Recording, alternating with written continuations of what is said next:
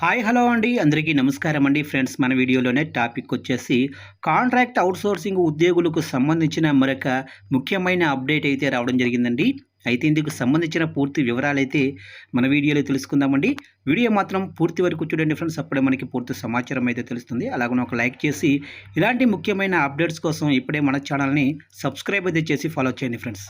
ఇక లేట్ చేయకుండా టాపిక్లోకి వెళ్ళిపోదాము.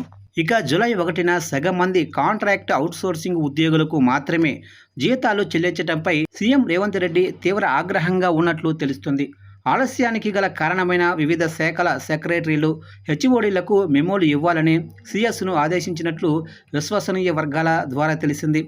సకాలంలో బిల్లులు సమర్పించని కారణంగానే ఉద్యోగులకు జీతాలు వేయలేదని ఆర్థిక శాఖ వర్గాలు సీఎంఓకు వివరణ ఇచ్చినట్లు సమాచారం. ఆలస్యంగా బిల్లులు సమర్పించిన శాఖల వివరాలను సీఎంకు అందించినట్లు తెలిసింది. త్వరలో జరిగే సమీక్షా సమావేశంలో జీతాల చెల్లింపుపై సీఎం స్పష్టమైన ఆదేశాలిచ్చే అవకాశం అయితే ఉంది. జీతాల చెల్లింపుల్లో ఆలస్యం జరిగిన విషయాన్ని గుర్తించిన సీఎం రేవంత్ రెడ్డి సోమవారం కాంట్రాక్ట్ అవుట్సోర్సింగ్ ఎంప్లాయీస్ అంశంపై సమీక్ష జరిపేందుకు సిద్ధమయ్యారు. కానీ ఇతర పనులు ఉండడంతో అది కాస్త వాయిదా పడింది. అంతకుముందు సీఎంఓ అధికారులతో జీతాల చెల్లింపు ఆలస్యం అంశం చర్చకు వచ్చిన సమయంలో సీఎం తీవ్రంగా స్పందించినట్లు తెలిసింది. ప్రభుత్వ ఉద్యోగులతో సమానంగా కాంట్రాక్టు అవుట్సోర్సింగ్ ఉద్యోగులకు జీతాలు ప్రతి నెల 1వ తేదీనే ఇవ్వాలి. నిధుల కొరత లేదు, అయినా ఎందుకు జీతాలు ఇవ్వలేదు అని సీఎం ప్రశ్నించగా, నిర్ణీత సమయంలో బిల్లులు సమర్పించని కారణంగానే సగం మందికి మాత్రమే జీతాలు చెల్లించినట్లు అధికారులు వివరణ ఇచ్చినట్లు తెలిసింది.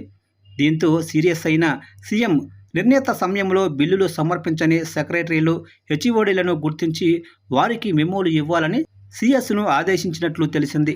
ఇక వెంటనే రంగంలోకి దిగిన సీఎంఓ ఏ శాఖ ఏ రోజు శాలరీ బిల్స్ను ఆర్థిక శాఖకు సమర్పించింది, సకాలంలో ఏ శాఖలో సమర్పించలేదు, అందుకు గల కారణాలు ఏంటి అనే అంశాలపై ఆరా తీస్తున్నట్లు తెలిసింది.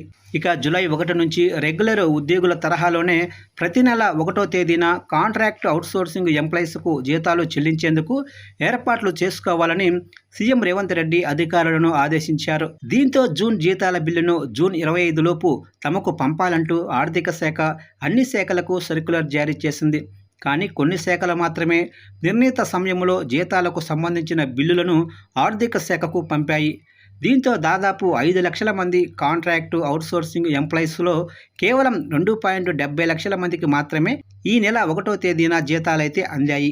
ఇక ప్రతి నెల 1న ఉద్యోగులకు జీతాలు ఇవ్వాలంటే 5 రోజుల ముందుగా జీతాల బిల్లులను ఆర్థిక శాఖకు పంపాలి. కానీ మెజారిటీ సెక్రటరీలు, హెచ్ఓడీలు తమ శాఖల పరిధిలోనే సంస్థలకు బిల్లులను సమర్పించే డెడ్లైన్ వివరాలను పంపలేదు.